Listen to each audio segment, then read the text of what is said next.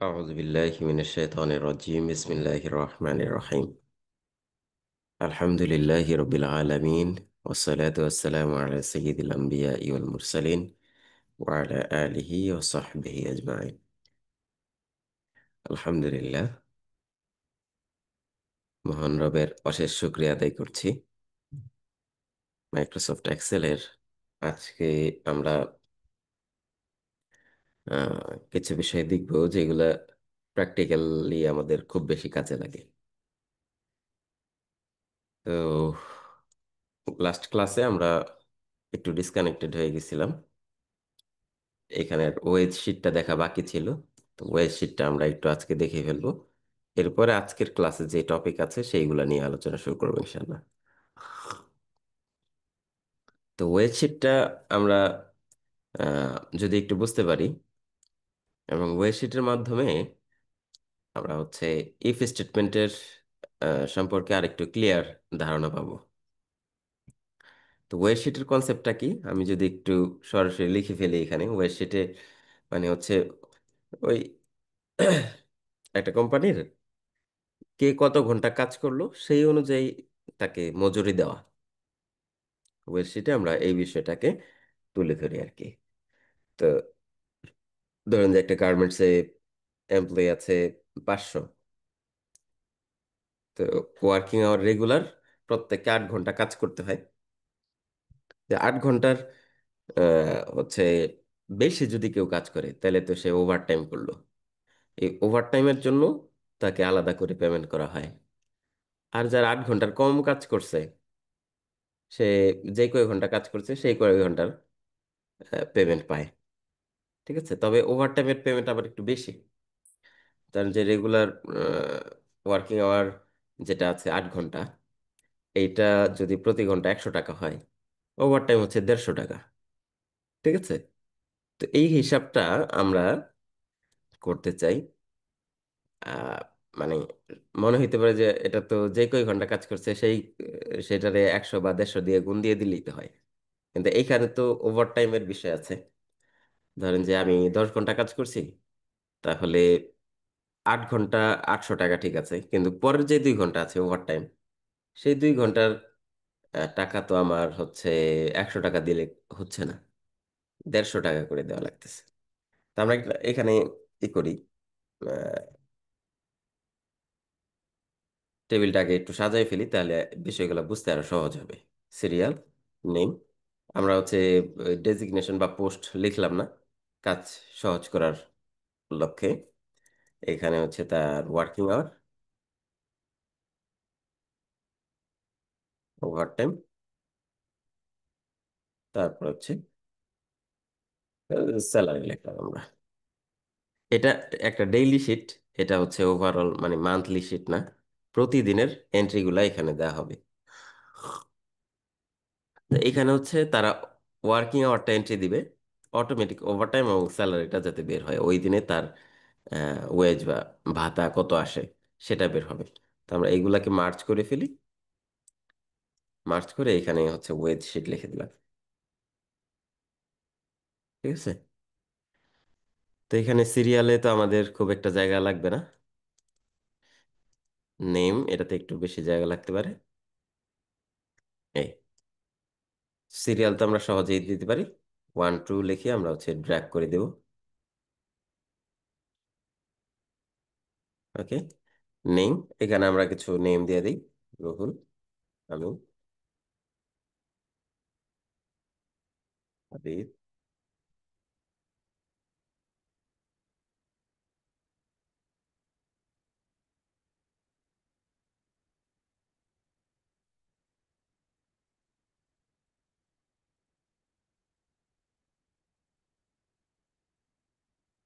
আচ্ছা, এখন আমাদের মূল কাজটা ওয়ার্কিং আওয়ার যেটা থাকবে সেটা থেকে ওভারটাইম বের করা। এটা প্রথম কাজ। এরপরে ওয়ার্কিং আওয়ার আর ওভারটাইম এই দুইটা মিলে আমার স্যালারিটা বা তার ওয়েজ ভাতা যেটা আছে সেটা বের করতে হবে। এটা আমাদের মূল কাজ। তো আমরা ওভারটাইমটা আগে বের করি, তারপরে আমরা পরের স্টেপে যাব। তো ওয়ার্কিং আওয়ার ধরেন যে কারো আছে 8 ঘন্টা, কারো আছে ধরেন যে 9 ঘন্টা, কারো 10 ঘন্টা আছে। আবার কারো 7 ঘন্টাও থাকতে পারে, কারো 12 ঘন্টাও থাকতে পারে। ঠিক আছে, 5 ঘন্টাও থাকতে পারে, আবার 8 ঘন্টা। এইভাবে এক একজনের এক এক রকমের ওয়ার্কিং আওয়ার, এক এক রকমের কাজ করছে। তো এইখান থেকে আমাদের ওভার টাইমটা বের করতে হবে। মানে 8 ঘন্টার উপরে যা করছে সেগুলোই আমাদের ওভার টাইম। তাহলে এইখানে দেখেন, রুহুল আমিন 8 ঘন্টা কাজ করছে, ওভার টাইম 0। হাবিব 9 ঘন্টা কাজ করছে, ওভার টাইম 1। 10 ঘন্টা কাজ করছে, ওভার টাইম 2। ঠিক আছে, অর্থাৎ এখান থেকে 8 ঘন্টা বাদ দিয়ে যা থাকে সেটাই আমার ওভার টাইম। তো এটাকে যদি আমরা এইভাবে চিন্তা করি যে ওয়ার্কিং আওয়ার -8, অর্থাৎ সে যেই কয় ঘন্টা কাজ করছে তার থেকে 8 ঘন্টা বাদ দিলে বাকি যা থাকে সেইগুলাই আমার হচ্ছে ওভার টাইম। ঠিক আছে, এটা করলে কি হবে? এটা করলে হবে না। এই যে এটা কিন্তু হইছে, কিন্তু আসলে আলটিমেটলি আমার সবগুলোর সাথে এই জিনিসটা ম্যাচ করবে না। যেমন 8 ঘন্টা থেকে 8 ঘন্টা বিয়োগ করছি, শূন্য। ঠিক আছে, এখানে আমি যদি নিচের দিকে ড্র্যাগ করি, এটাও ঠিক আছে। 9 ঘন্টা থেকে 8 ঘন্টা বিয়োগ করছি, এটাও ঠিক আছে। 10 ঘন্টা থেকে 2 ঘন্টা বিয়োগ করছি, সরি, 8 ঘন্টা বিয়োগ করছি, 2 ঘন্টা আছে। কিন্তু সমস্যাটা বাঁধবে যখন আমার হচ্ছে 8 ঘন্টা ফিল আপই হয়নি। এই যে দেখেন 7 ঘন্টা, তাহলে ওভার টাইম দেখাচ্ছে -1। তো ওভার টাইম -1 দেখাইলে তো হবে না। ওভার টাইম হয় আছে, না হইলে নাই। ওভার টাইম তো ঋণ থাকার সুযোগ নাই। ঠিক আছে, এই যে 5 ঘন্টা কাজ করছে, -3 দেখাচ্ছে।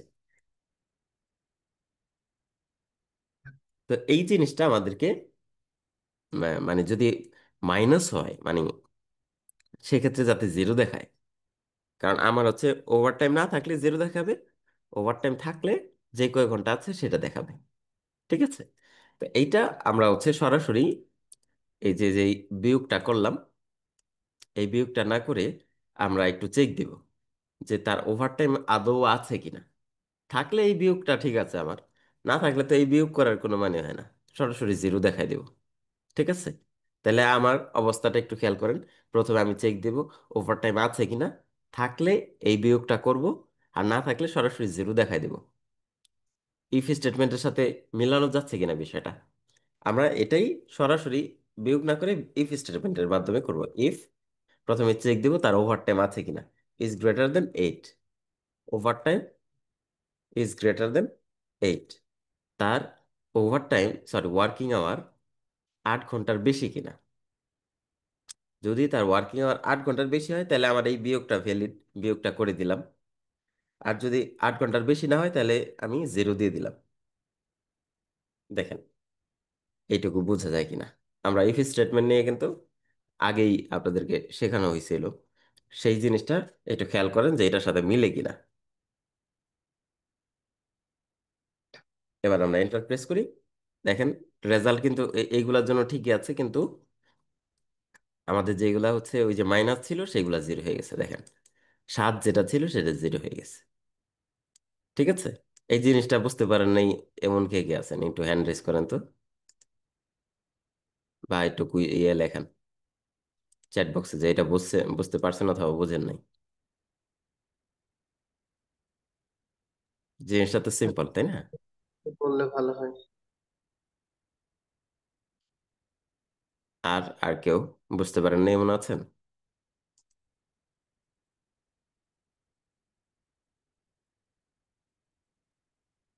মানে এটা আমি একটু জিজ্ঞেস করতেছি কেন, কারণ এটা না বুঝলে হচ্ছে আবার পরেরটা বোঝা একটু কঠিন হবে। হুম, দেখেন আমি আবার একটু রিপিট করি যে আমরা সরাসরি 8 ঘন্টা মানে ওয়ার্কিং আওয়ার যেটা আছে, সেই ওয়ার্কিং আওয়ার থেকে 8 বিয়োগ করে দিলে হয়ে যাইতো, তাহলে ভালো ছিল। কিন্তু এটা হচ্ছে না, কারণ হচ্ছে আমার এখানে ওয়ার্কিং আওয়ার কিছু কিছু 8 ঘন্টার নিচেও আছে, মানে 7ও আছে, 5ও আছে। তাহলে 5 থেকে যদি আমি সরাসরি 8 বিয়োগ দিই 8 ঘন্টা, তখন সমস্যাটা হয়ে যাচ্ছে কি -3 চলে আসতেছে, মানে ওভার টাইম আমার মাইনাস চলে আসতেছে। তো ওভার টাইম তো মাইনাস রাখার সুযোগ নেই, ওভার টাইম হয় আছে, নাইলে নাই। তো থাকলে সেটা লিখতে হবে, আর না থাকলে সেখানে 0 দিয়ে দিব আমরা। তো এটাকে আমরা ধরে ধরে চেক করব যে এখানে তাহলে 7 আছে, 7টাকে আমি 0 দিয়ে দিই। 5 আছে, 5টাকে 0 দিয়ে দিই, যেহেতু আমার এখানে ওভার টাইম নাই। এই কাজটা আমরা ম্যানুয়ালি না করে আমরা যেটা করলাম, আমরা হচ্ছে এক্সেলের উপরে ছেড়ে দিলাম। আমরা হচ্ছে ইফ স্টেটমেন্ট নিলাম। ইফ, প্রথমে চেক দিলাম যে তার ওভারটাইম আছে কিনা। ওভারটাইম আছে কিনা চেক দিব কিভাবে? সে যে কয় ঘন্টা কাজ করছে সেটা 8 ঘন্টার বেশি কিনা, এইটা আমরা চেক দিলাম। 8 ঘন্টার বেশি মানে হচ্ছে তার ওভারটাইম আছে। 8 ঘন্টা তো তার মূল কাজ, 8 ঘন্টার বেশি হইলে তার ওভারটাইম আছে। যদি 8 ঘন্টার বেশি হয় তাহলে তার সে যে কয় ঘন্টা কাজ করছে সেটার সাথে আর এবার বিয়োগ করলে এটা ঠিক আছে। আর যদি তার ওভার মানে ওয়ার্কিং আওয়ার 8 ঘন্টার বেশি না হয়, তাহলে তো তার ওভারটাইম থাকার কথা না। সেক্ষেত্রে আমরা জিরো দিয়ে দিলাম। এই হচ্ছে ঘটনা। এই কাজটুকুই আমরা একটু ইফ স্টেটমেন্ট দিয়ে করলাম আর কি। ওকে। তাহলে দেখেন এখানে আমাদের জিরো বের হয়েছে, এখানে ওয়ান বের হয়েছে 1 ঘন্টা, এখানে 2 ঘন্টা বের হয়েছে ওভারটাইম। এখন আমাদের কাজ হচ্ছে তাকে, যদি এখানে তার ওভারটাইম থাকে তাহলে ওভারটাইমের জন্য পেমেন্ট করতে হবে ওভারটাইম 150 টাকা। আর রেগুলার ওয়ার্কিং আওয়ার 100 টাকা। তাহলে দেখেন, যে 8 ঘন্টা কাজ করছে তাকে 800 টাকা দিতে হবে। কিন্তু 9 ঘন্টা যে কাজ করছে তাকে প্রথম 8 ঘন্টার জন্য তাকে দিতে হবে 800 টাকা। এবং এই যে যে ওভারটাইম 1 ঘন্টা করছে এটার জন্য তাকে দিতে হবে 150 টাকা। তাহলে প্রথম 8 ঘন্টার জন্য 800 আর 150, 950। সরাসরি কিন্তু 9 ঘন্টার জন্য 900 টাকা দিলে হবে না। 10 ঘন্টার জন্য 1000 টাকা দিয়ে দিলেন হবে না, কারণ এই 10 ঘন্টার ভিতরে ওভারটাইমও আছে। ঠিক আছে। তো এই কাজটা আমাদের করতে হবে। সেটা আমরা কিভাবে করব? আমি প্রথমে চেক দিব যে তার ওভারটাইম আছে কিনা। এখানেও চেক দিব ওভারটাইম আছে কিনা। ওভারটাইম থাকলে, ওভারটাইম আছে মানে হচ্ছে সে মাস্ট 8 ঘন্টা কাজ করছে, সে 8 ঘন্টার পেমেন্টও দিতে হবে। এবং সাথে সাথে ওভারটাইম যে কয় ঘন্টা কাজ করছে সেই টাকাও দিতে হবে। আর যদি ওভারটাইম না থাকে তাহলে সে ওয়ার্কিং আওয়ার মানে যেই কয় ঘন্টা কাজ করছে, সেটা 60 ঘন্টা কাজ করলে 7 ঘন্টা টাকা পাবে, 8 ঘন্টা কাজ করলে 8 ঘন্টা টাকা পাবে, 5 ঘন্টা কাজ করলে 5 ঘন্টা টাকা পাবে। এখন বলেন যে 10 ঘন্টা কাজ করলে, 10 ঘন্টা কাজ করলে তো আগে আমরা চেক দিয়েই ফেলছি ওভারটাইম থাকলে, তাহলে তো 10 ঘন্টার কাতারে পড়ে গেছে। এখানে কাতার দুইটা, একটা হচ্ছে ওভারটাইম আছে কিনা, মানে থাকলে এক কাতার, ওভারটাইম না থাকলে আরেক কাতার। ওকে। চলেন আমরা এখানে এই সূত্রটা লিখি। আমি নিচ থেকে লেখা শুরু করলাম, কারণ এখানে লেখা শুরু করলে আবার এটা গায়ের উপরে উঠে যাবে। তো আমি এখান থেকে লিখি, উপরের দিকেও ড্রাগ করে দেবো, নিচের দিকেও ড্রাগ করে দেবো। ওকে। ইফ আমরা এখানে চেক দেবো যে তার ওভারটাইম আছে কিনা। এই overtime is greater then zero, তার জিরোর চাইতে বেশি মানে 1 ঘন্টা হইলে ওভারটাইম আছে, এরকম যদি হয় তাহলে ওভারটাইম যেই কয় ঘন্টা করছে সেটাকে আমরা গুণ দেবো 150 দিয়ে। দেখেন আমি যে ওভারটাইমের পেমেন্টটা আগে করলাম, এরপর সাথে ওভারটাইম আছে মানে সে কিন্তু 8 ঘন্টা কাজ করছে, তারপরেই তার ওভারটাইম শুরু হয়েছে, তাই না? সাথে 8 ঘন্টার জন্য 800 টাকাও দিতে হবে। তাহলে ওভারটাইমের টাকা দিলাম আমি 150 টাকা করে, সাথে মূল টাকা 800 টাকা। আর যদি সে তার ওভারটাইম না থাকে তাহলে আমি কি করব? তার সে যে কয় ঘন্টা কাজ করছে এটাকে 100 টাকা দিয়ে গুণ দিয়ে দেবো জাস্ট। এখানে আমার দুইটা ঘটনা, এক হচ্ছে তার যদি ওভারটাইম থাকে তাহলে এই আউটপুট, আর যদি ওভারটাইম না থাকে তাহলে এটা। ঠিক আছে। তা আমরা হচ্ছে এটাকে এন্টার প্রেস করি।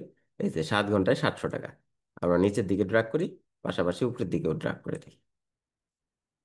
তাহলে দেখেন এখানে 8 ঘন্টায় 800, 9 ঘন্টায় কিন্তু 900 না, 950 আসছে।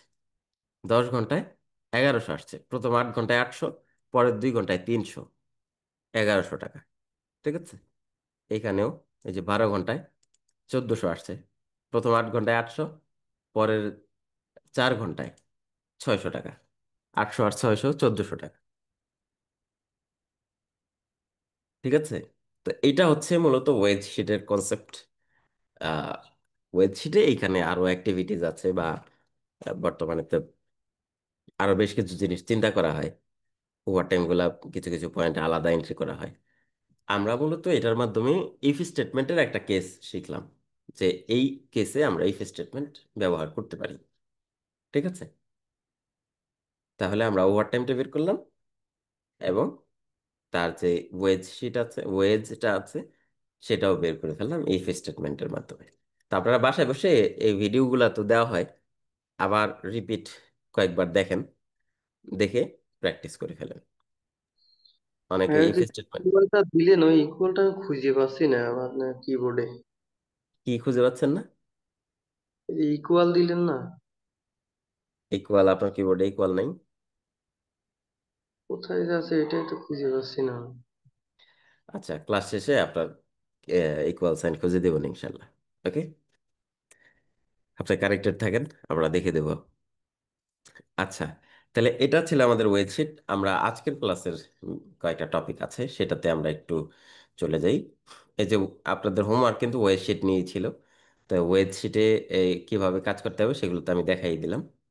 আজকে আমরা যে বিষয়গুলো নিয়ে দেখব, আর আমাদের গ্রেড সিস্টেমটা বাকি ছিল, গ্রেড সিস্টেমটাও দেখে ফেলবো আজকে। হ্যাঁ, count if, count ifs, some if, some ifs, হ্যাঁ, এই ফাংশনগুলো আমাদের কাজে লাগে। আমি জাস্ট আপনাদেরকে কিছু বিষয় আইডিয়া দেব, এইগুলা প্র্যাকটিক্যালি কিছু কিছু পয়েন্টে কাজে লাগে। অ্যান্ড, অর, ইফ, হ্যাঁ, এই জিনিসগুলা কাজে লাগে। টুডে, নাও, হ্যাঁ, ডেট, মান্থ, ইয়ার, এইগুলা হচ্ছে বিভিন্ন ফর্মুলা যেগুলো আমাদের সচরাচর মাঝে মাঝে কখন যে কাজে লাগে যাবে বলা যায় না, কিন্তু আমাদের জেনে রাখা দরকার। ঠিক আছে, এই জিনিসগুলো আমাদের জেনে রাখা দরকার। তারপরে অ্যান্ড, অর, ইফ, এদিকে ভি লুকআপ আছে, এক্স লুকআপ আছে, এই জিনিসগুলো আমাদের কাজে লাগবে। তো চলেন আমরা একটু শুরু করি এই জিনিসগুলা কোথায় কি কিভাবে কাজ করে। দেখেন, কাউন্টের বিষয়টা যদি আসি, কাউন্ট, কাউন্টিফ, কাউন্টিফস, কাউন্টের টোটাল তিনটা ফাংশন আছে, আরো একটা আছে কাউন্টে। ঠিক আছে, এখানে আমরা হচ্ছে ধরেন যে যদি এরকম করি, কাউন্টের ঘটনাটা কি? ঠিক আছে,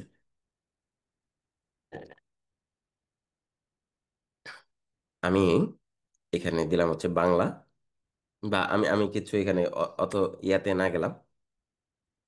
এইখানে আমরা হচ্ছে কিছু মার্কস লিখি: 50, 20, 30, 10, হুম, তারপর হচ্ছে 60, এরকম কিছু একটা লিখলাম।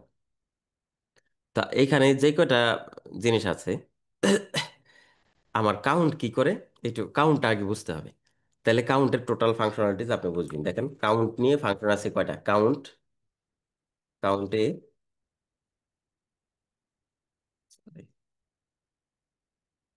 কাউন্টে আছে, কাউন্ট ইফ আছে, এবং কাউন্ট ইফ ইফস আছে। তো এই যে টোটালি কাউন্ট রিলেটেড ফাংশন আছে আমাদের চারটা। তো কাউন্টটা কিন্তু আমরা আগেই দেখছিলাম, মনে আছে কিনা? এই যে এইখানে কাউন্ট, কাউন্ট নাম্বারস, কাউন্ট নাম্বারসটাই হচ্ছে কাউন্ট। এটা কি করে আপনাকে কাউন্ট, এখানে যদি যে কয়টা সংখ্যা আছে সেই কয়টা দেখায়, দেখেন 5, কাউন্ট দেখাচ্ছে আমাদের যে টোটালি কয়টা সংখ্যা আছে। দেখেন এখানে যে 50 আছে, 50কে যদি লিখে দিই হাবিব, তাহলে দেখেন আমার এইখানে সংখ্যা কিন্তু একটা কমে গেছে, এটা কিন্তু আর সংখ্যা না, হাবিব একটা নাম, টেক্সট। তাহলে কাউন্ট কি করতেছে? শুধুমাত্র সংখ্যা আমাকে গুণে বের করতেছে। কাউন্ট এ, এটা হচ্ছে আমাকে, কাউন্ট এ মানে কাউন্ট অল, সব গুনবে, সংখ্যা থাকুক বা হচ্ছে আমার টেক্সট থাকুক। কাউন্ট শুধুমাত্র সংখ্যা গুনতেছে, কাউন্টে হচ্ছে আমার সব গুনতেছে, যে আমি যে সিলেক্ট করছি এই রেঞ্জে কয়টা ইনপুট আছে। ফাঁকা থাকলে গুনবে না। এখানে ধরেন যে 30 আছে, 30কে কেটে দিলাম, তাহলে এটা কিন্তু গুনবে না। ঠিক আছে, গুনবে কখন? যখন হচ্ছে এখানে কিছু একটা আছে সেটা। তাহলে কাউন্ট হচ্ছে শুধু সংখ্যা গণে, কাউন্টে হচ্ছে অল, কোনো এন্ট্রি থাকলেই গুনবে। কাউন্ট ইফ, এবার আসেন এই যে কাউন্ট ইফ। কাউন্ট ইফ হচ্ছে, দেখেন এখানে দেখলেই বোঝা যাচ্ছে কাউন্ট হচ্ছে গণবে, আর ইফ হচ্ছে একটা শর্ত সাপেক্ষে গণবে। যেমন ধরেন যে আমরা চাচ্ছি আহ, এইখানে কোনো একটা সাবজেক্টে ফেল করছে কিনা, বা কয়টা সাবজেক্টে ফেল করছে, এটা আমরা বের করতে চাই। ঠিক আছে, কয়টা সাবজেক্টে ফেল করছে সেটা বের করতে চাই। তখন আমার এই কাউন্ট ইফটা কাজে লাগবে। কাউন্ট ইফের কাজ কি? কাউন্ট প্লাস ইফ, গুনবে তবে শর্ত সাপেক্ষে গুনবে। এটা কেমন একটু দেখি। কাউন্ট, সরি কাউন্ট ইফ দিব আমরা। কাউন্ট ইফ, প্রথমে হচ্ছে রেঞ্জ দিতে হবে আপনাকে। তো এই রেঞ্জ তো আমার দিয়ে লাভ নাই, কারণ ওইটা তো একটা টেক্সট, এই রেঞ্জ দিলাম। ঠিক আছে, এরপরে ক্রাইটেরিয়া দিতে হবে। ক্রাইটেরিয়া কি? ক্রাইটেরিয়া হচ্ছে আমি পাস ফেল ক্রাইটেরিয়া দিয়ে দিলাম, যে ইজ গ্রেটার দেন 32, 32-এর উপরে যেগুলো আছে সেইগুলাই গোনো, তাহলে শুধু পাস করছে যেগুলো সেইগুলো আসবে। তা আমরা পাস করছে যেগুলো সেগুলো আনতে চাই না, ফেল করছে যেগুলো সেগুলো আনতে চাই। তাহলে 33-এর নিচে যেগুলো আছে, দেখেন, প্রথমে রেঞ্জ দিলাম আমি, এই রেঞ্জের ভিতরে 33-এর নিচে যদি কোনো সাবজেক্ট থাকে সেইগুলা কি করো, এন্টার দিই। দেখেন 33-এর নিচে আছে তিনটা, এই যে এই তিনটা এই 33-এর নিচে। আমি এখানে যদি 33 করে দিই তারে, তাহলে সে ফেল আছে কয়টায়? দুইটায়। দেখছেন, এই যে সহজে কিন্তু বের করা যাচ্ছে টোটালি সেই কয়টায় ফেল আছে। তো এরকম আমরা মানে প্রত্যেকটা ধরে ধরে চেক না দিয়েও বলে দিতে পারি যে সে তার কোনো একটা সাবজেক্টে ফেল আছে কিনা। কাউন্ট ইফ, ঠিক আছে। আর কাউন্ট ইফটা হচ্ছে মাল্টিপল কন্ডিশন। মাল্টিপল কন্ডিশনে এটা আপনার বিভিন্ন কেসে পাইতে পারেন। যেমন ধরেন যে তখন আবার এই সিঙ্গেল টেবিলে হবে না, তখন আবার হচ্ছে মাল্টিপল অনুযায়ী একটা টেবিল লাগবে। যেমন ধরেন যে আমি এখানে লিখলাম হচ্ছে প্রোডাক্ট, তারপরে এখানে দিলাম হচ্ছে আপনার ডিস্ট্রিক্ট, এবং এইখানে হচ্ছে টোটাল সেল। এরকম একটা টেবিল বানালাম। ধরেন যে মাউস, ডিস্ট্রিক্ট হচ্ছে ঢাকা, টোটাল সেল হয়েছে 120 বা 1209 যা আছে। সহজ কিছু দিই তাহলে বুঝতে সুবিধা হবে। তাহলে যে 10টা দিই, এখানে দিলাম কিবোর্ড, বরিশাল, 20টা সেল হয়েছে। আবার মাউস, বরিশালে সেল হয়েছে ধরেন যে 20টা। আবার মাউস বা কিবোর্ড ধরেন যে ঢাকাতে সেল হয়েছে 30টা। তো এইখান থেকে আমি যদি বের করতে চাই যে মাউস ঢাকাতে কয়টা সেল হয়েছে, দেখেন মাউস কিন্তু সেল হয়েছে এই জায়গায়, ঢাকাতেও সেল হয়েছে, আবার বরিশালেও সেল হয়েছে। আমি যদি আরো কিছু দিতাম, ধরেন যে মাউস ঢাকাতে আরো 10টা সেল হয়েছে এখানে, আবার মাউস ঢাকাতেই আরো 20টা সেল হয়েছে। তো দেখেন মাউস, দেখেন ঢাকাতে সেল হয়েছে এখানে 10টা, মাউস ঢাকাতে সেল হয়েছে এখানে আরো 10টা, মাউস ঢাকাতে এখানে আরো 20টা সেল হয়েছে। তাহলে ঢাকাতে আমার সেল হয়েছে কয়টা? এখানে 30 আর এখানে 10, 40টা সেল হয়েছে। আবার কিবোর্ড বরিশালে সেল হয়েছে 20টা, আর ঢাকাতে সেল হয়েছে 30টা। তাহলে বরিশালে এইগুলোতে সিঙ্গেল সিঙ্গেল আছে, আমি যদি আরেকটা বাড়াই ধরেন যে কিবোর্ড বরিশাল, আরো 10টা সেল হয়েছে। তো এইখানে আমি মাল্টিপল শর্ত একসাথে অ্যাপ্লাই করতে পারি। ঠিক আছে, মাল্টিপল শর্ত কেমন? যেমন মাউস হইতে হবে এবং ঢাকা ডিস্ট্রিক্টে, মাউস ঢাকা ডিস্ট্রিক্টে কয়বার সেল হয়েছে, তখন আমার হচ্ছে এই যে কাউন্ট ইফসটা লাগবে। কাউন্ট ইফস, কাউন্ট ইফস, দেখেন এখানে যেটা করতে হবে, ক্রাইটেরিয়া রেঞ্জ 1 এটা দিতে হবে, তারপরে ক্রাইটেরিয়া 1 দিতে হবে। ঠিক আছে, ক্রাইটেরিয়া রেঞ্জ কোনটা? এই যে ক্রাইটেরিয়া, প্রথমে আমি এইটা চেক দিলাম। ঠিক আছে, এইটা চেক দিয়ে আমি হচ্ছে কমা দিলাম, ক্রাইটেরিয়া 1। সেই ক্রাইটেরিয়াটা কি? ক্রাইটেরিয়াটা হচ্ছে আমাদের এটা হইতে হবে মাউস। ঠিক আছে, তারপরে হচ্ছে, ও আচ্ছা এটাতে একটা বিষয়, টোটাল বের হবে না, টোটাল বের হবে আমার সামে, কতবার সেল হয়েছে সেটা বের হবে। দেখেন আমরা হচ্ছে প্রথম শর্ত দিলাম মাউস হইতে হবে। এবার আসেন, দ্বিতীয় শর্ত দিলাম হচ্ছে ঢাকা ডিস্ট্রিক্টের ভিতরে হইতে হবে। এই এরিয়া সিলেক্ট করে দিলাম, বলে দিলাম হচ্ছে ঢাকা। মাল্টিপল শর্ত কিন্তু আমি দিয়ে দিছি এখানে। প্রথম দেখলাম যে মাউস হইতে হবে এবং ঢাকা। তো মাউস ঢাকাতে কতবার সেল হয়েছে, আমার কতটা এন্ট্রি আছে, সেটা বের করতে পারবো আমরা এখান থেকে। তিনবার দেখেন, এই যে mouse Dhaka, mouse Dhaka, mouse Dhaka. তো এটা কাউন্ট করতেছে, সাম করতেছে না। সামের জন্য আমাদের হচ্ছে সামিফ আছে, সেটা দিয়ে আমরা সাম করব। ঠিক আছে, এটা হচ্ছে কতবার সেল হয়েছে সেটা বের হয়েছে। ঠিক আছে, তো এখানে স্পেসিফিক শুধু মাউস কতবার সেল হয়েছে সেটা যদি আমরা বের করতে চাই তাহলে কি করতে হবে, তখন আর কাউন্ট ইফস দরকার নেই, শুধু কাউন্ট ইফ দিলেই হয়ে যাবে। কাউন্ট ইফ, কারণ আমি তো একটা রো নিয়ে কাজ করব, রেঞ্জ হচ্ছে এটা, আর ক্রাইটেরিয়া হচ্ছে আমাদের ঢাকা, সরি মাউস। যে মাউস আমার কতবার সেল হয়েছে, মাউস টোটাল সেল হয়েছে দেখেন 4বার। এই যে 1, 2, 3, 4, 4 জায়গায় আমার মাউস সেলের এন্ট্রিটা আছে। এবং এইখান থেকে মাউস সেলের ঢাকা মাউস সেল আছে আবার 3বার। একটা কিন্তু মাউস বরিশাল আছে, এই যে মাউস বরিশাল। ঠিক আছে, এর বাইরে বাকিগুলো ঢাকাতে। তো এইভাবে আমি কন্ডিশনের উপর, মাল্টিপল কন্ডিশনের উপর কাউন্ট করতে পারি। ঠিক আছে, এবার আসেন আমার হচ্ছে সামিফ। সামিফের যে কনসেপ্টটা আছে সেটা আমরা একটু দেখি।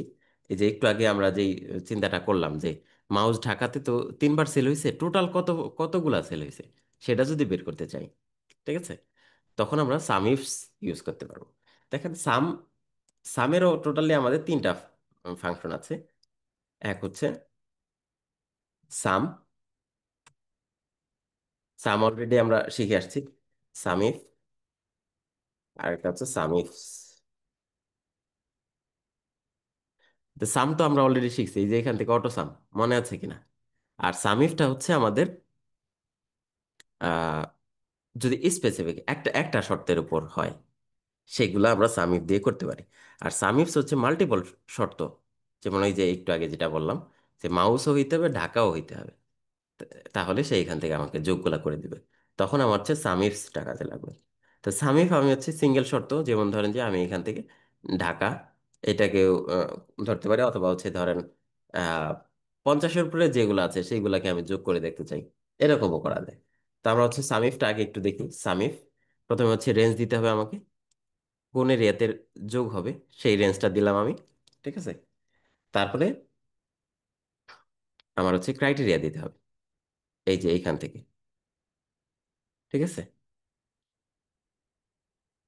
সরি, সামিফ সিঙ্গেল শর্তে এটা কাজ করবে না, সিঙ্গেল শর্তে কাজ করবে হচ্ছে এই রকমের। এটার ভিতরে ধরেন যে আমাদের ক্রাইটেরিয়া দিয়ে দিলাম হচ্ছে ইজ গ্রেটার দেন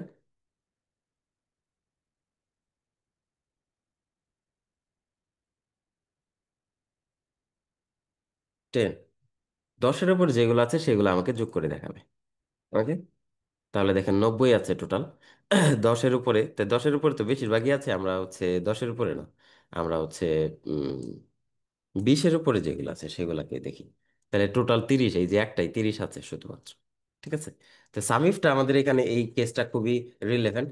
সামিফটা আমরা একটু চেক দিই। প্রথম হচ্ছে সাম রেঞ্জ, এই যে এইগুলো হচ্ছে আমার যোগ করতে হবে। ঠিক আছে, এরপর হচ্ছে ক্রাইটেরিয়া রেঞ্জ 1, আমি প্রথমে এইটা দিলাম।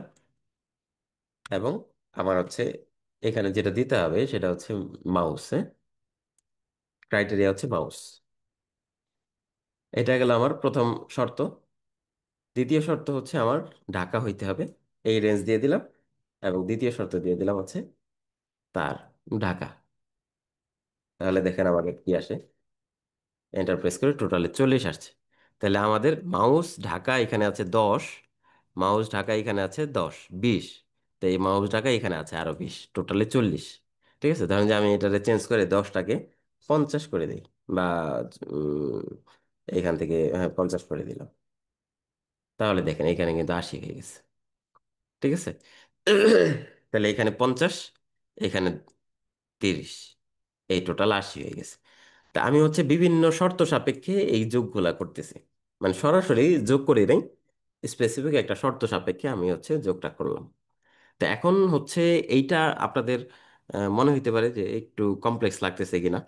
আপনারা হচ্ছে একটু প্র্যাকটিস করেন, এটা যখন আর একটু আপনার মতো করে কোনো একটা প্র্যাকটিক্যাল প্রজেক্টে কাজে লাগবে, তখন দেখবেন যে আপনার এই জিনিসগুলো আপনার কাছে আরো সহজ লাগতেছে। ওকে। এরপরে আমাদের কিছু জিনিস আছে অ্যান্ড, অর এবং ইফ। ঠিক আছে। তাই ইফের কনসেপ্টটা যেহেতু আবার আসছে, আমরা ওই যে গ্রেডিং সিস্টেমটা বাকি ছিল, এই গ্রেডিং সিস্টেমটা আমরা এখানে একটু দেখে ফেলবো। তবে অ্যান্ড এবং অরটা আবার একটু চেক করি। আজকে টোটালি আমি নতুন নতুন কিছু ফাংশন বা ফর্মুলা দেখাচ্ছি আপনাদেরকে। তো এই ক্লাসটাতে আপনারা যেটা করতে হবে, এটা বাসায় বসে একটু প্র্যাকটিস করতে হবে। কারণ আমরা স্পেসিফিক প্রজেক্ট করলাম তো একটা ওয়েজ শিট। ঠিক আছে। তো ওয়েজ শিটটা তো আপনারা করবেন, পাশাপাশি এখানে যেহেতু অনেকগুলা ফাংশন নিয়ে কথা বলতেছি, যারা একটু এক্সেলে নতুন আছেন তাদের জন্য মনে হতে পারে যে জিনিসগুলা কেমন কেমন বা একটু কমপ্লেক্স লাগতে পারে। কিন্তু আপনি একটু প্র্যাকটিস করলে জিনিসটা সহজ হয়ে যাবে। তো চলেন আমরা অ্যান্ড, অর এবং ইফ এই জিনিসগুলাকে একটু দেখে ফেলি। তো ইফ তো আমরা অলরেডি দেখে ফেলছি। তো আমরা যদি এরকম একটা কেস বলি যে ধরেন এইখানে হচ্ছে মার্কস রিটেন, আর একটা হচ্ছে ভাইভা, এবং সে সিলেক্টেড কিনা সেটা আমরা বের করতে চাই। রিটেনে ধরেন যে আমাদের শর্তটা হচ্ছে রিটেনে পাইতে হবে তার 100-র ভিতরে মিনিমাম 40 পাইতে হবে। রিটেনে 40 পাইতে হবে, 40-এর উপরে পাইলে সে রিটেনে সিলেক্টেড। আবার এই দিক থেকে শুধু রিটেনে সিলেক্ট করলে হইলে হবে না, ভাইভাতেও তার টোটাল 10-এর ভিতরে 4-এর উপরে থাকতে হবে। দেখেন, রিটেনে 40-এর উপরে থাকতে হবে, ভাইভাতে 4-এর উপরে, বা আমরা আরেকটু বাড়াই দিই 7-এর উপরে পাইলে তখন হচ্ছে সে সিলেক্টেড হবে। দুইটা শর্ত কিন্তু আমার এখানে রিটেনে দিয়ে দিলাম। আমরা ধরেন যে কাউকে 50, এখানে দিয়ে দিলাম 20 বা 29 যেটা আছে, এখানে 67 দিলাম, 90 দিলাম। তো এখানে দেখেন রিটেন হিসেব করলে এই যে সবাই পাস করে, শুধু একজন ফেল করে। হ্যাঁ। আবার এখানে ভাইভাতে দেই আমরা, ভাইভাতে ধরেন যে সে পাইছে 5, সে আবার পাইছে ভাইভাতে ভালো পাইছে 8, আর 67 সে ভাইভাতে পাইছে 8, 90 সে ভাইভাতে পাইছে আবার 9। তো এইখান থেকে দেখেন তো সিলেক্ট হবে কি? 50 পাইছে রিটেনে, এই হিসাবে সিলেক্ট হয়। কিন্তু ভাইভাতে তো 5 পাইছে, ভাইভাতে তো সে আর সিলেক্ট এই কাতারে নাই, ভাইভাতে 7 পাইতে হবে। তার মানে সে সিলেক্ট হবে না। 29 সে রিটেনে আগেই ফেল, কাজেই তার এই ভাইবা নিয়ে টেনশন করে লাভ নেই। 67, 67 পাইছে মানে রিটেনে সে পাস, আবার ভাইভাতেও পাস, তারপরে সে সিলেক্টেড হবে। 90 সে তো রিটেনেও পাস এবং এই দিক থেকে ভাইভাতেও পাস। তো এটা প্রত্যেকটা আমি ধরে ধরে তো হিসাবটা করলাম। এই ধরে ধরে হিসাব করা তো মুশকিল। তখন আমি কি করতে পারি, এই যে ইফ স্টেটমেন্ট নিয়ে চেক দিতে পারি।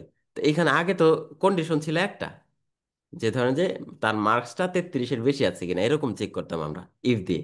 তো এখন আমার তো মার্কস দুইটা, একটা রিটেনের মার্কস একটা ভাইবার মার্কস, দুইটাতে আবার আলাদা আলাদা নাম্বারে পাস করতে হবে। এই কারণে সরাসরি আমি একটা স্টেটমেন্ট দিয়ে কাজ যেহেতু করব না, আমার দুইটা স্টেটমেন্ট লাগবে, দুইটা শর্ত লাগবে। এই কারণে আমি এইখানে অ্যান্ড ইউজ করব। অ্যান্ড গেটের কথা মনে আছে আপনারা আইসিটিতে পড়ছেন কিনা? And gate. জি। তো এই কনসেপ্টটা এরকম, দুইটা শর্তই ফিল আপ করতে হবে। তাহলে আমরা এইখানে শর্ত দুইটা দিয়ে দিব এখানে। প্রথম হচ্ছে রিটেনে, written is greater than or equal 40, written 40-এর বেশি অথবা সমান হইতে হবে। And viva is greater than or equal 7, viva 7 অথবা 7-এর উপরে হইতে হবে, 7 পাইলেও সে ভাইভাতে পাস। এই যে অ্যান্ডটা আমি এখানে ব্যবহার করলাম। এরপরে যদি এই দুইটা শর্তই ফিল আপ হয়, এই অ্যান্ড কি করবে, দুইটা শর্ত ফিল আপ হলে আমাকে ট্রু রিটার্ন করবে। আর যদি দুইটার কোনো একটা শর্ত ফিল আপ না হয়, তখন সে আমাকে ফলস রিটার্ন করবে। ঠিক আছে। তা যদি দুইটা শর্তই ফিল আপ হয়, তখন আমি তাকে সিলেক্টেড বলে দিব, না হলে তাকে নট সিলেক্টেড বলে দিব। এই যে এটা হচ্ছে আমার সিলেক্টেড, আর এটা হচ্ছে নট সিলেক্টেড। ওকে, এই যে দেখেন সে সিলেক্টেড, আর এইখানে এই যে তারা দুইজন নট সিলেক্টেড। তো এইখানে যদি কোনো একটা মার্কস এখানে ধরেন 67 পাইছে, তাকেও হচ্ছে আমি ভাইভাতে 5 বানাই দিলাম, এই যে নট সিলেক্টেড। তার মানে এখন আমার এটা চেক করতেছে দুইটা জায়গাতে, একটা হচ্ছে রিটেন এবং ভাইভা, দুইটাতেই সে চেক করতেছে।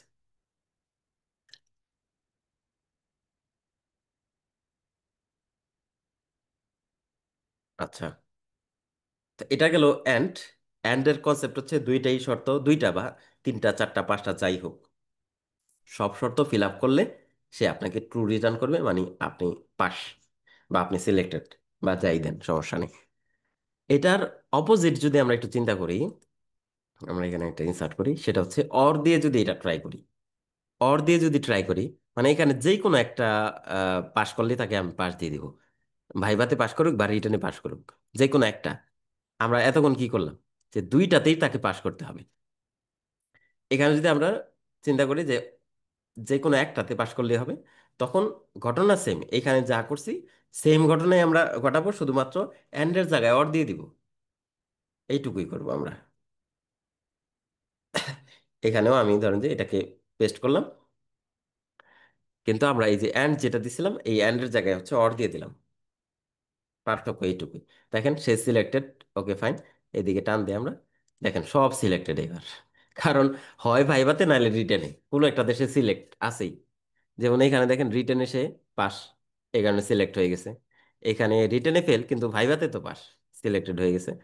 এখানে হচ্ছে সে রিটেনে পাস, তাই সিলেক্টেড। এখানে দুইটাতেই পাস, তাই সিলেক্টেড। এখান থেকে আমরা কোনো একটারে ধরেন যে ই করে ফেলি, এই যে সে রিটেনে তো ফেল, ভাইভাতেও ফেল করে দিই তাকে, তাই তখন শুধুমাত্র এই যে নট সিলেক্টেড আসছে। দেখেন এই যে আপনার আইসিটিতে যে গেট পড়ে আসছিলেন, সেই গেট এখানে প্র্যাকটিক্যালি কাজে লাগতেছে, অ্যান্ড এবং অর। তো দুইটাই আমার হচ্ছে মাল্টিপল কন্ডিশন চেক করতে সাহায্য করতেছে। তবে দুইটার নেচার দুই রকমের, একটা হচ্ছে সব কয়টা আপনার শর্ত পূরণ করতে হবে, এটা হচ্ছে অ্যান্ড। আর একটা হচ্ছে যেই কোনো একটা পূরণ করলেই হবে, সেটা হচ্ছে অর। ক্লিয়ার? এবার আসেন আমাদের, এটা কিন্তু ইফ স্টেটমেন্টের সাথে আমরা ট্রাই করলাম, হ্যাঁ।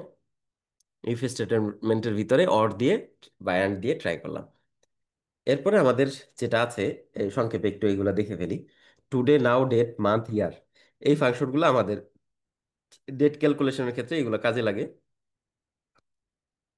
যেমন হচ্ছে আপনি খুব সহজেই আজকের আহ, তারিখটা যদি চান, তাহলে টুডে লিখে দেন, টুডে লিখে যদি এন্টার চাপ দেন, দেখেন আজকের তারিখটা চলে আসছে। ঠিক আছে, টুডে। এরপরে আসেন, তারপরে হচ্ছে আমরা যদি এরকম, এটার একটা শর্টকাট আপনাদেরকে বলে দিই, কন্ট্রোল সেমিক্লোন। কন্ট্রোল সেমিক্লোন, এটা চাপলে শর্টকাটে কিন্তু আপনার আজকের ডেটটা চলে আসবে। ঠিক আছে, কন্ট্রোল সেমিক্লোন, এটা গেল আমাদের টুডে। যদি নাও দেখি আমরা, নাও, তাহলে একেবারে বর্তমান সময় সহ, এই যে 6টা 53 বাজে, দেখেন সময় সহ চলে আসছে। ঠিক আছে, এরপরে আছে কি টুডে, নাও, ডেট, মান্থ, ইয়ার। এই যে দেখেন, মান্থ যদি দিই আমরা, মান্থ দেব হচ্ছে আমরা এখানে সিরিয়াল নাম্বার যদি 5 দিই, এখানে সিরিয়াল নাম্বার দিতে বলতেছে। আচ্ছা, মান্থটা এইভাবে কাজ করবে না, মান্থের কিছু কনসেপ্ট আছে, এটা আমরা আরেকটা কেসে দেখবো না। এখানে একটা ডেট, ডেট ফাংশনটা দেখি, ডেট একটা ডেটে কনভার্ট করবে, ধরেন যে 2025, মান্থ হচ্ছে 5/6, তাহলে সে আমাকে ওই ডেট ফাংশন থেকে আমাকে এটা বানাই দিল। এটার কিছু ইউজ কেস আছে, আপনারা হচ্ছে এই ইউজ কেসটা আমি নেক্সট ক্লাসে একেবারে প্র্যাকটিক্যালি আরো কয়েকটা কেস আপনাদেরকে দেখাই দিব না, তখন আপনার হচ্ছে জিনিসটা আরো ক্লিয়ার হবে। তো এখানে আমরা হচ্ছে সহজে আজকে এইটুকু শিখেন, টুডে, নাও এবং হচ্ছে কন্ট্রোল সেমিক্লোন দিলে আমার হচ্ছে আজকের ডেটটা আসে, কন্ট্রোল সেমিক্লোন। আজকে আমাদের হাতে সময় কম, আরো একটা জিনিস দেখতে হবে। তো এটার কিছু প্র্যাকটিক্যাল কেস আছে, প্র্যাকটিক্যাল কেসটা আমরা দেখব। এরপরে ভি লুকআপ এবং এক্স লুকআপ, খুবই ইন্টারেস্টিং একটা জিনিস। এবং আপনার এক্সেলে যদি কেউ কোনো প্রশ্ন করে ভাইভাতে, তখন আপনাকে এই ভি লুকআপ নিয়ে প্রশ্ন করবে, যে ভি লুকআপ কি, ভি লুকআপ বুঝছেন কিনা, হ্যাঁ, বা এক্স লুকআপ কি। এই জিনিসগুলো নিয়ে আপনাকে ভাইভাতে গেলে দেখবেন যে এইগুলো নিয়ে প্রশ্ন করতেছে। তো ভি লুকআপটা খুবই গুরুত্বপূর্ণ। ভি লুকআপের কনসেপ্টটা কি, আমি ধরেন যে আমি যদি একটু চ্যাট জিপিটিতে যাই, বা এখানে গিয়ে বলে দিলাম VLOOKUP প্র্যাকটিস এর জন্য কিছু ডাটা দাও টেবিল আকারে। তো চলেন আমরা হচ্ছে এত কিছু লেখার সময় নেই, আমরা হচ্ছে ইয়া থেকে নিয়ে আসি। ওকে, এই যে এখান থেকে এটাকে আমরা কপি করলাম, কপি করে এখানে নিয়ে আসলাম পেস্ট। তো এখানে আমরা দেখেন কি কি আসছে। স্টুডেন্ট আইডি, এখানে হচ্ছে স্টুডেন্ট নেম এবং ক্লাস, সাবজেক্ট এবং মার্কস। ঠিক আছে। তো এইখানে ভিলুকাপের কাজটাকে, ভিলুকাপের কাজ হচ্ছে আপনি চাইলে খুব সহজেই এই ভিলুকাপের মাধ্যমে ধরেন একজন স্টুডেন্টের, এটা এটা তো ম্যাথের মার্কস গুলো আছে, আপনি একজন স্টুডেন্টের আইডি নাম্বার দিয়ে সে ম্যাথে কত নাম্বার পাইছে সেটা বের করে ফেলতে পারবেন। তো এখানে তো আমার টোটালি আমরা দেখতে পাচ্ছি 8 জনের ডাটা আছে, তাই না? কিন্তু যদি এখানে 1,000 2,000 স্টুডেন্টের ডাটা থাকতো, তখন আপনি কি করতেন? তখন খুঁজে খুঁজে বের করা লাগতো যে এই স্টুডেন্ট পাস করছে না ফেল করছে, বা এই স্টুডেন্ট কত মার্কস পাইছে, বা আমি এই স্টুডেন্টের মার্কশিটটা বের করতে চাই। ঠিক আছে। তো এই যে যে কাজগুলা সহজে খুঁজে বের করার জন্য ভি লুকআপ। লুকআপ মানে কি? লুকআপ মানেই তো খুঁজে বের করা, তাই না? তাহলে ভি লুকআপটার কাজ হচ্ছে, ভি লুকআপ হচ্ছে ভার্টিক্যালি সে খুঁজে বের করবে এই দিক থেকে উপরে থেকে নিচে, খুঁজবে হচ্ছে উপরে থেকে নিচে ভি লুকআপ, কিন্তু সে আপনাকে ডাটা দিবে এইদিকে লেফট থেকে রাইট, লেফট থেকে রাইট। ঠিক আছে। তো ধরেন যে আমরা চাচ্ছি এরকমের যে এইখান থেকে আমি তার স্টুডেন্ট আইডিটা লিখলে যাতে সে কত মার্কস পাইছে সেটা আমার এইখানে দেখায়। ঠিক আছে। তো ধরেন আমি এইখানে হচ্ছে একটু প্র্যাকটিস করি VLOOKUP। দেখেন VLOOKUP এর সিনট্যাক্সটা একটু খেয়াল করেন। প্রথমে হচ্ছে লুকআপ ভ্যালু আমরা কি দিয়ে খুঁজতেছি। তো ধরেন যে আমরা খুঁজতেছি হচ্ছে আহ, কি দিয়ে, এস, ওই যে ই দিয়ে রোল নাম্বার দিয়ে 004, এটা দিয়ে আমি খুঁজতেছি। ঠিক আছে। তারপরে আমার টেবিলটা দেখাই দিতে হবে। এই হচ্ছে আমার টেবিল রেঞ্জ, কোন জায়গাতে খুঁজতেছি। এরপর আমাকে হচ্ছে কলাম ইন্ডেক্স নাম্বার, এই যে এটা তো আমার হচ্ছে 1 নাম্বার কলামে আছে আইডি নাম্বার, কিন্তু আমি মার্কসটা কয় নাম্বার কলামে আছে সেটা দেখাই দিতে হবে। মার্কসটা কয় নাম্বার কলামে আছে? 1 2 3 4 5 নাম্বার কলামে আছে। ঠিক আছে। এই যে 5 নাম্বার কলামে দিয়ে দিলাম। ওকে, এবার আমি এন্টার দিই। দেখেন রোল S004, সে কত পাইছে? সে হচ্ছে 69 পাইছে, দেখেন। এই যে 69 চলে আসছে। কিন্তু আমি যদি এটা চেঞ্জ করে S004 এর জায়গায় 5 দিয়ে দিই, 5 পাইছে কত? 88। এটাকে আমরা আর একটু ডাইনামিক করতে পারি। এই যে যে S004, এটা যে আমি বারবার চেঞ্জ করতেছি, এটাকে আমি এইখানে না দিয়ে সরাসরি এই যে এই জায়গা থেকে টান দিতে পারি, রেফারেন্স দিয়ে দিলাম আর কি। তো এইখানে যে রোলটা থাকবে, যে রোলটা আমি এন্ট্রি দেব, সেই রোলের, সেই রোল কত মার্কস পেয়েছে সেটা দেখাবে। যেমন ধরেন যে আমি লিখলাম হচ্ছে S002, দেখেন S002 পাইছে কত? 78। দেখি তো, S002 78 পাইছে। খুব সহজে সে খুঁজে বের করতেছে। ঠিক আছে। তো এখানে আমি দিলাম হচ্ছে S005। ঠিক আছে। তো এখন এটা তো আমি তার হচ্ছে মার্কস খুঁজে বের করলাম, মার্কস, তার নেমটাও যদি খুঁজে বের করতে চাই, ধরেন যে এই যে যে এখানে রোল নাম্বারটা দিলাম আমি, এই রোলটা কার নাম, নামটা কার, সেটাও বের করতে চাই। এটা কিন্তু খুবই সহজ, ওই যে VLOOKUP দিয়ে, VLOOKUP লুকআপ ভ্যালু আমরা এই যে এই রোল নাম্বার দিয়ে সার্চ করব, এবং টেবিলারে ওই সেম। পার্থক্যটা কোথায়? পার্থক্যটা হচ্ছে শুধুমাত্র এই যে নেম, নেমটা আবার 2 নাম্বার কলামে, এখানে 2 দিয়ে দিতে হবে। ঠিক আছে। এন্টার প্রেস করো। এই যে মিতু, মিতু 88, দেখেন তো 005, এই যে মিতু 88। এখানে যদি আমি 005 না দিয়ে 007 দিয়ে দিই, এই যে তুহিন 81, তুহিন 81। এটা হচ্ছে আমাদের VLOOKUP। ভার্টিক্যালি সে খুঁজতেছে, খুঁজে আপনাকে এই দিকের ডাটাগুলা বের করে দিচ্ছে। তো এইটা দিয়ে আপনার হচ্ছে একটা যদি শিটে একজন স্টুডেন্টের সব নাম্বার থাকে, ধরেন যে সে বাংলায় কত পাইছে, ইংলিশে কত পাইছে, ম্যাথে কত পাইছে, অন্যান্য সাবজেক্টে কত মার্কস পাইছে, গ্রেড কি হইলো, এইগুলা দিয়ে আপনি খুব সহজে অটোমেটিক একটা মার্কশিট বানাই ফেলতে পারেন। যেটা খুবই ডাইনামিক হবে, আপনি রোল নাম্বার দিলে অটোমেটিক তার মার্কশিটটা বের হয়ে আসবে। ঠিক আছে, এই জিনিসটা ভিলুকআপ দিয়ে আপনারা খুব সহজে চাইলে করতে পারবেন। এরপরে যেটা আছে সেটা হচ্ছে আমাদের এক্স লুকআপ। এক্স লুকআপ এবং ভি লুকআপ দুইটা মোটামুটি কনসেপ্টগুলো কাছাকাছি। তবে এক্স লুকআপ, ভি লুকআপ দিয়ে আমরা যা করতেছি এক্স লুকআপ দিয়ে তা করা যায়, কিন্তু এক্স লুকআপ দিয়ে যা করা যায় আবার ভি লুকআপ দিয়ে সব করা যায় না। কনসেপ্টটা হচ্ছে ভি লুকআপের, দেখেন আমার লেফট থেকে রাইটে এই দিকে ডাটা খুঁজতে পারতেছে, ভি লুকআপ এইখান থেকে এই দিকে ডাটা খুঁজতে পারতেছে।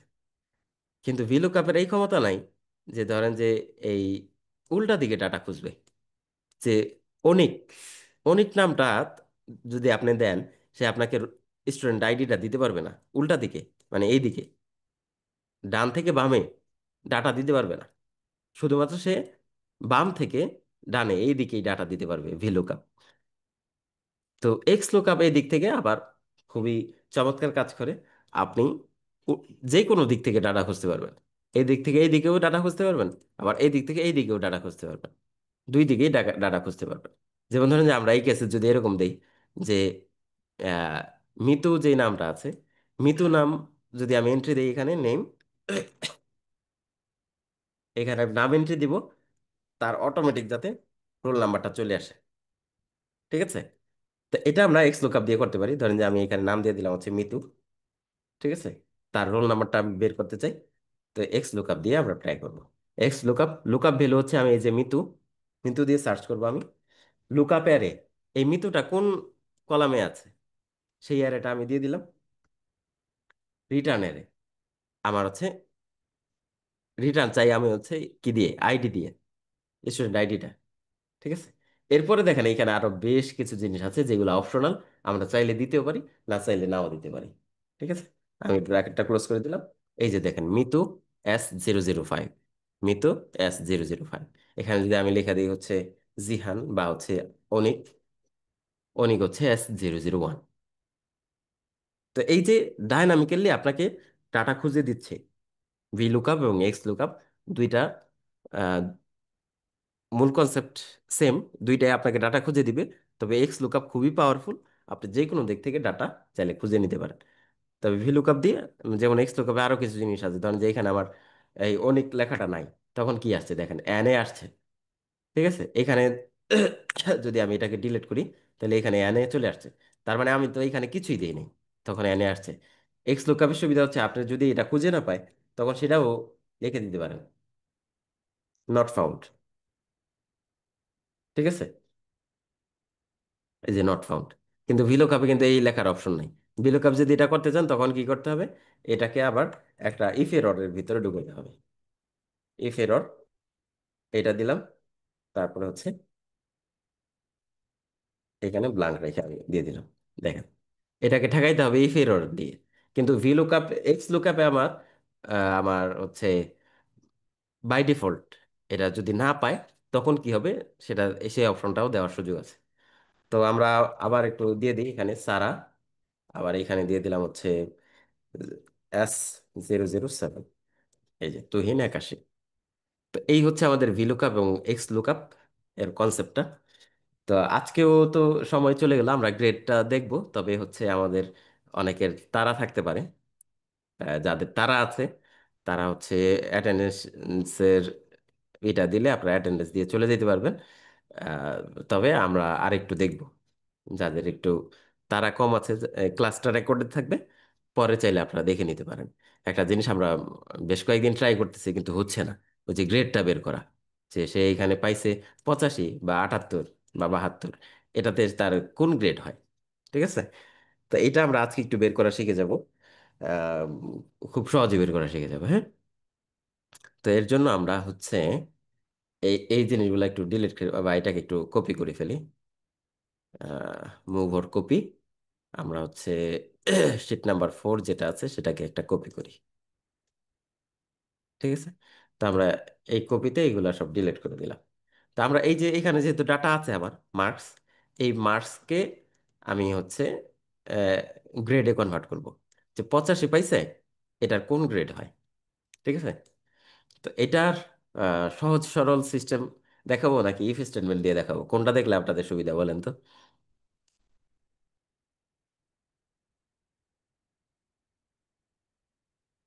দেখেন, আমরা হচ্ছে এই যে একটু আগে ভিলুক আপ দিয়ে প্র্যাকটিস করলাম না, ভিলুক আপ দিয়েও কিন্তু আমরা খুব সহজে এটা করে ফেলতে পারি। কিন্তু আহ, অনেকেই আপনাকে যেটা দেখাবে ইফ স্টেটমেন্ট দিয়ে, সেই ইফ স্টেটমেন্ট দিয়ে আমরা হচ্ছে এটাকে আগে আপনাদেরকে দেখাই, তারপরে ভিলুক আপ দিয়ে খুব সহজেই করা যায়, সেটাও দেখাবো প্রয়োজনে। তো আমাদের কনসেপ্টটা আগে একটু বুঝতে হবে যে এটা কত মার্কস থাকলে কি ঘটে। দেখেন, জিরো, জিরো থাকলে সে কি ফেল নাকি এফ গ্রেড। তারপরে হচ্ছে ধরেন মার্কিংটা কিভাবে হয়, 33 হইলে সে হচ্ছে আপনার গ্রেড, তো উল্টা দিকে থেকে হিসাব করা আমার জন্য কঠিন। তারপরে ধরেন যে 40, তারপরে 50, 60, 70, 80, এই তো 80 হইলে এ প্লাস, 70 হইলে এ গ্রেড, এ প্লাস না, তারপর হচ্ছে এ মাইনাস, তারপরে কি আছে, বি, সি, ডি। এই তো কনসেপ্ট আমাদের, তাই না? তো এখান থেকে আমরা বের করে ফেলবো যে সে যেই মার্কস পাইছে সেই মার্কস অনুযায়ী কোন গ্রেড হয়। এখন আপনি যদি এইখানে বের করতে পারেন, তাহলে অটোমেটিক হচ্ছে যে কোনো জায়গায় এটা অ্যাপ্লাই করতে পারবেন। ঠিক আছে? কে আছেন? দেলাওয়ার হোসেন ভাই, কি সমস্যা? আচ্ছা, তো আমরা ইফ স্টেটমেন্ট দিয়ে কিভাবে করতে হবে দেখেন, ইফ স্টেটমেন্টের কনসেপ্টে যদি আসি, আমি যদি বলে দিই যে 80-র উপরে পাইলে তাকে এ প্লাস দিয়ে দিব, তাহলে এইটুকুর ভিতরেই তো শেষ না। 80-র উপরে পাইছে, ফাইন, কিন্তু সে তো এরকম হইতে পারে যে না 80-র উপরে পায় না, 80-র নিচে পাইছে, যেমন 78। তো সেক্ষেত্রে কি হবে? সেক্ষেত্রে 78 পাইলে তাকে তো এ গ্রেড দিতে হবে, তাই না? আবার হচ্ছে 60-এর উপরে পাইছে, তখন তো তাকে হচ্ছে এ মাইনাস দিতে হবে। তা আমার শুধুমাত্র একবার চেক করলে এটা হচ্ছে না, আমাকে বেশ কয়েকবার চেক দিতে হবে। এর জন্য আমাদেরকে নেস্টেড ইফ ইউজ করতে হবে, নেস্টেড ইফ স্টেটমেন্টটা ইউজ করতে হবে। ঠিক আছে? তো সেটা কেমন, আমি একবার একটু আগে দেখাই। এটার জন্য আমাদের সবচেয়ে ভালো হয় এটাকে একটু সরায় নিচের দিকে রেখে দিই। তাহলে চলেন শুরু করি। ইফ দিয়ে প্রথমে আমি চেক দিব তার এই মার্কসটা is greater than or equal 80, তার মার্কসটা 80-র বেশি কিনা, 80-র সমান অথবা বেশি কিনা, প্রথমে আমি এটা চেক দিব। যদি 80-র সমান বা বেশি হয়, তখন আমি তাকে বলে দিলাম যে তুমি এ প্লাস পাইছো ভাই, এ প্লাস। তো এটা হচ্ছে আমাদের প্রথম চেক। ঠিক আছে? যদি 80-র সমান বা বেশি হয়, তাহলে তাকে এ প্লাস দিয়ে দিলাম। এইখানে যদি আমি শেষ করে দিই, তাহলে সমস্যা কি, 80-র নিচে যেগুলো আছে সেইগুলোর কি অবস্থা হবে, সেইগুলোকে আমার আবার চেক দিতে হবে। এই যে ফলসে কিন্তু আমি চলে আসছি, 80-র বেশি যদি না হয়, তখন কি হবে, তখন আমি আবার চেক করা শুরু করবো। ইফ, তাহলে 80-র বেশি না তাহলে কত, তাহলে আমি আবার 70 দিয়ে চেক করে দেখি, is greater than or equal 70, 70-এর চাইতে বেশি অথবা সমান কিনা। তখন আমি হচ্ছে আবার এখান থেকে বলে দেবো, যদি 70-এর বেশি হয় তাহলে তাকে এ গ্রেড দিয়ে দিলাম। এইভাবে আমার একেবারে শেষ পর্যন্ত যাইতে হবে। ঠিক আছে? ইফ স্টেটমেন্টে যদি আমি যাই, তাহলে নেস্টেড ইফ স্টেটমেন্টের কনসেপ্টে এইভাবে যাইতে হবে। চলেন আমরা একটু শুরু করছি যেহেতু করেই ফেলি। যাদের ব্যস্ততা আছে তারা আগে বসি, আপনারা লিভ নিতে পারেন। অ্যাটেন্ডেন্স আপনাদের দেওয়া হয়েছে, হ্যাঁ? এরপরে আমি এই গ্রেড, তো আমার শেষ না, আমার একেবারে এফ পর্যন্ত যাইতে হবে। তাহলে আমি আবার একটু চেক দিই, marks is greater than or equal, আপনার হচ্ছে 60, 60 দিয়ে আমি চেক দিলাম। 60 দিয়ে চেক দিয়ে আমরা এইখানে দিয়ে দিব হচ্ছে এ মাইনাস। তারপরে আমাদের হচ্ছে আবার চেক দিতে হবে, if marks is greater than or equal 50, 50 দিয়ে চেক দিই, 50 হলে আমার বি গ্রেড, বি। এটাও যদি না হয় আমাকে আবার চেক দিতে হবে, marks is greater than or equal হচ্ছে 40 দিয়ে চেক দিলাম। 40 হইলে আমাকে কি দিতে হবে? সি। এরপরে সর্বশেষ আমি হচ্ছে চেক দিলাম 33-এর বেশি কিনা, 33। তাহলে তাকে ডি গ্রেড দিলাম। এরপরে তার কিছু নাই, ডি গ্রেড না পাইলে তার হলে 33-এর নিচে অটোমেটিক তাকে আমি হচ্ছে ফেল বলে দিতে পারি। আমার আরেকটা কষ্ট করে ইফ স্টেটমেন্ট নেওয়ার দরকার নেই। এফ। এবার দেখেন আমি প্রত্যেকটারে কিন্তু ব্র্যাকেট দিয়ে শুরু করছি, কোনটারে শেষ করা হয় নাই। এবার একটা একটা করে শেষ করব আমার। সব কটা শেষ করতে হবে ব্র্যাকেট, যে কটা দিয়েছিলাম শুরু, 1 2 3 4 5 6টা। এই 6টা ব্র্যাকেট আমাকে ক্লোজ করতে হবে, 1 2 3 4 5 6। ঠিক আছে, দিয়ে আমি হচ্ছে এন্টার প্রেস করি। এই যে দেখেন 85 A+ পাইছে সে। ড্রাগ করে আমরা নিচের দিকে নিয়ে আসি, দেখি আর কি কি পাই। 78 A গ্রেড পাইছে, 92। এই যে 69 A- পাইছে। আমরা এটাকে আরো কিছু জিনিস নাম্বার দিয়ে দিই। তাহলে তাকে দিয়ে দিলাম হচ্ছে 40। 40-এ সি গ্রেড, তারে দিয়ে দিলাম 23। এফ গ্রেড পাইছে 33। ডি গ্রেড পাইছে, তারপরে 55। বি গ্রেড পাইছে। এসব কিন্তু আমার ওই একবার ফাংশনটা কিন্তু আমি একবার লিখছি। একবার লিখে আমি হচ্ছে জাস্ট নিচে নিচে ড্রাগ করে দিলাম। ঠিক আছে।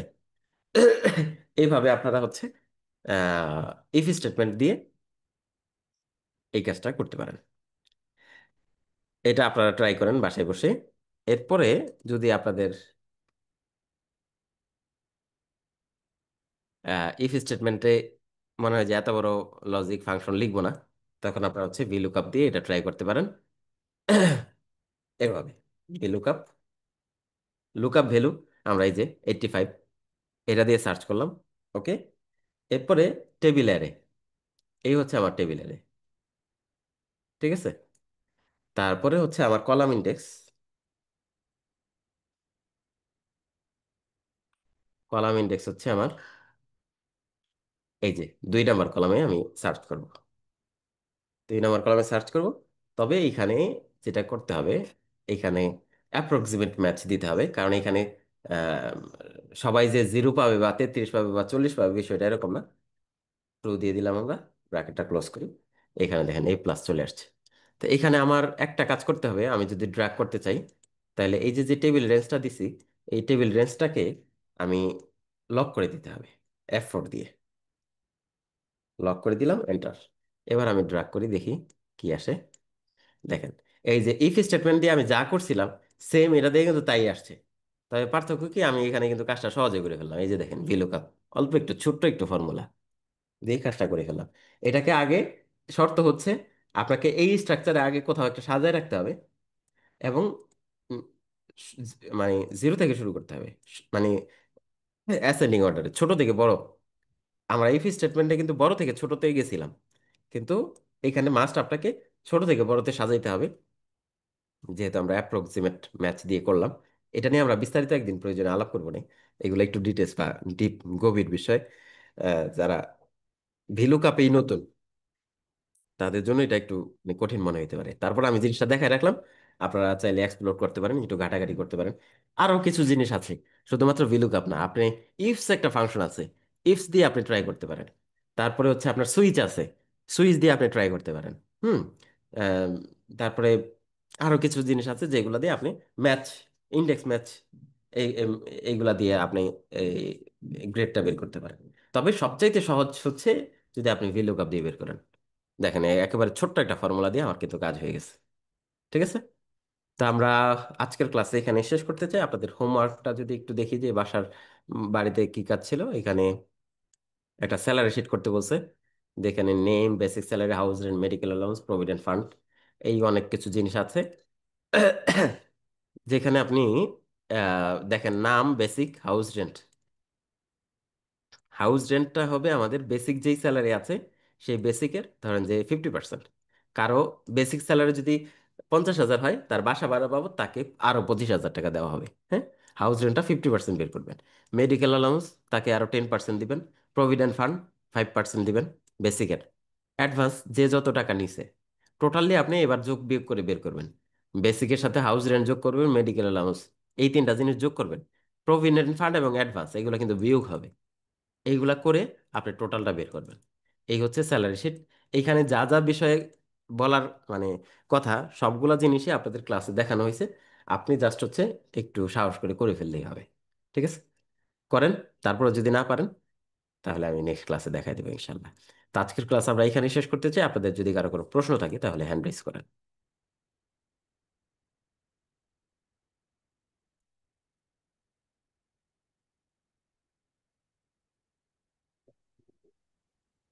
আসসালামু আলাইকুম। হ্যাঁ, পারভেজ রহমান ভাই, বলেন। ভাই, আমি সিটের কাজ করছিলাম মানে গত ক্লাসটা মিস করছিলাম, তো তার আগের ক্লাসটা হোমওয়ার্ক করতে গিয়ে যে সাবমিট দেওয়ার সময় ওই ফাইলটা আপলোড করতে পারতেছি না। একটু স্ক্রিন শেয়ার করে যদি দেখতেন। কোথায় আপলোড দিতে পারতেছেন না?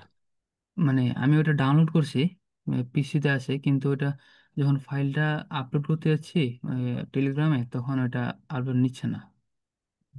দেখি তো কি ফাইল। আচ্ছা। আহ,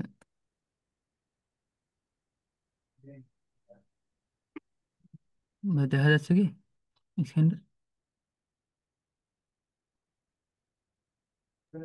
হ্যাঁ, দেখা যাচ্ছে, বলেন।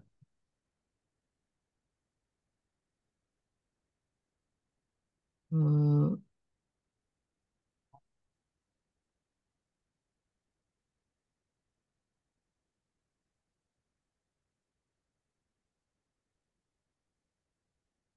এইখানে ফাইলে গিয়ে আমি যে ওটা ডাউনলোড করা আছে আগে থেকে, তো এখানে যে এক্সেল শিটটা, এটা এটা হুম যখন ক্লিক করলাম, হুম। তারপরে ওপেন ক্লিক করার পরে এই যে এটা আসতেছে। Excel, this file is in use. আপনি ওইটা ওই যে এক্সেল ফাইলটা ক্লোজ করেন। ক্লোজ করবো? হ্যাঁ, ক্লোজ বলতে? এক্সেল ফাইলটা ওপেন আছে আপনার, জি জি। ওইটারে ক্লোজ করেন। আচ্ছা আচ্ছা। এই দেখি। হ্যাঁ, আরেকটা ফাইল ওপেন আছে, ওইটা কি? এবার এটা ক্লোজ করেন প্রয়োজনে। হ্যাঁ, এক্সেলের এক্সেলের সবকিছু প্রায় ক্লোজ। আচ্ছা, দেন ট্রাই করেন এবার। ও আচ্ছা আচ্ছা, এবার আসছে ভাই। এটা ওপেন থাকার কারণে এটা নিচ্ছিল না আর কি। হুম হুম, আরেক জায়গায় চলতেছিল। জি। কিছু কিছু কেসে এরকম হয়। থ্যাংক ইউ ভাই। আর কার কোনো বিষয় জানার আছে?